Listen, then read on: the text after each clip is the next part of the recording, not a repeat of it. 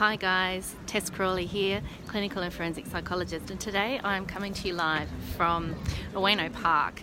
Ueno is a favourite part of Tokyo, one of my favourite parts of Tokyo. I absolutely love Tokyo, you're probably getting that picture. And what you can see in the background is the National Museum of Western Art, and I have just seen the most amazing, mind-blowing art exhibition. I don't know how many of you know, I did a video a while back where I talked about students not sweating their exam results and how your Year 12 results don't define you, and I told the story of my Year 12 experience, and my education was all around art and fine art, and I was going to be an art teacher. That was my grand plan when I was in Year 12.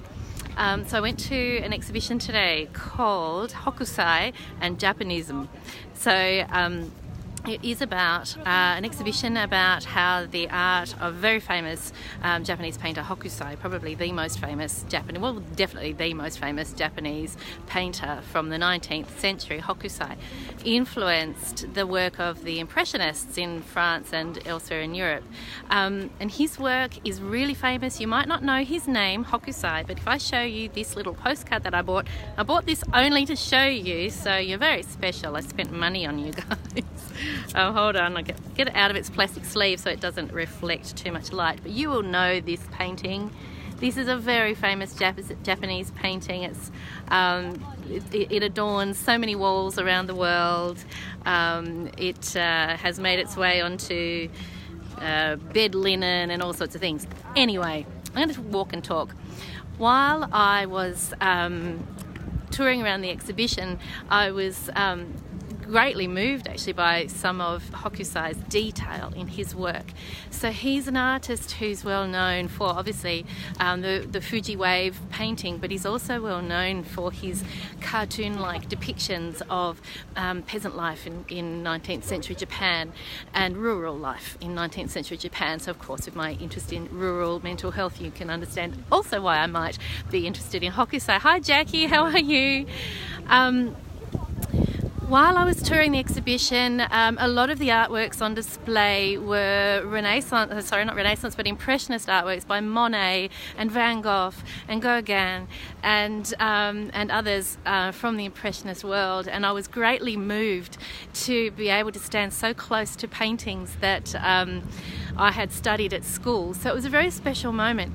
One painting in particular, which again you will also have heard of, was Monet's Water Lilies. And it is a huge painting. It wasn't the purple water lilies. There's many water lilies paintings by Monet. It was a pink and green. When you stand up close to Monet's paintings, you can see why the artocrats of the day absolutely hated his work. They absolutely hated his work. Now, when you look up really close to his paintings, what you see is a scribbled mess of pink and green. It makes no sense. You stand really close and look at the detail. And when you're that close to it, you can't understand what on earth could have been going through his mind. You think, what is in that guy's head? But then when you stand well back, what you get is this beautiful painting, this grand scale, large painting of just exquisite beauty. And I stood there and I looked at it and I thought, sometimes that's the mistake we all make. Sometimes we forget to step back and look at the big picture.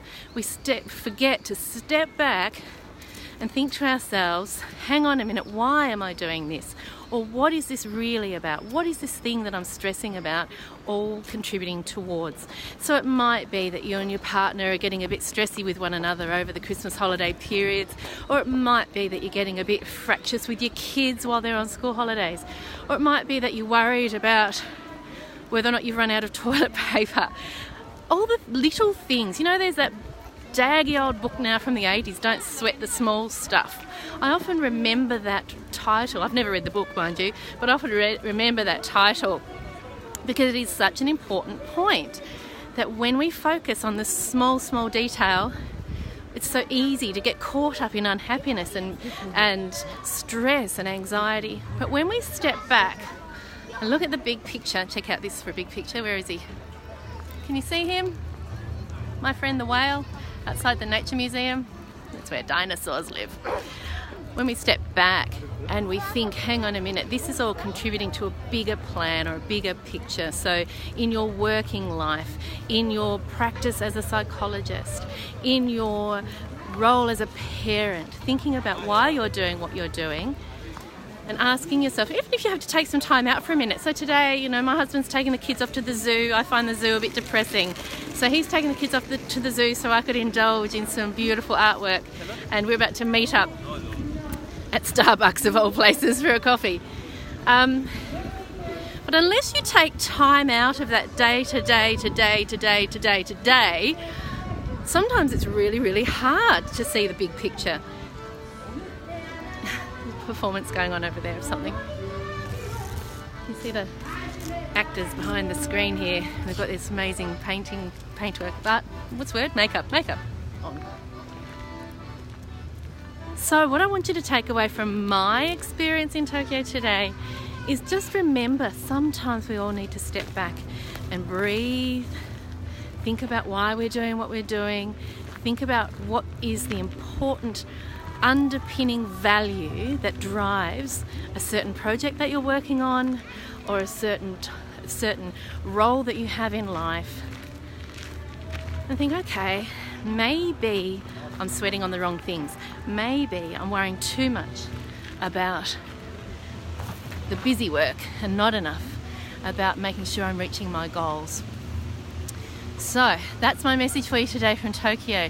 Don't forget, clients of the practice, we're on leave. Not everyone's in Tokyo, but we are all on leave until the 8th of January.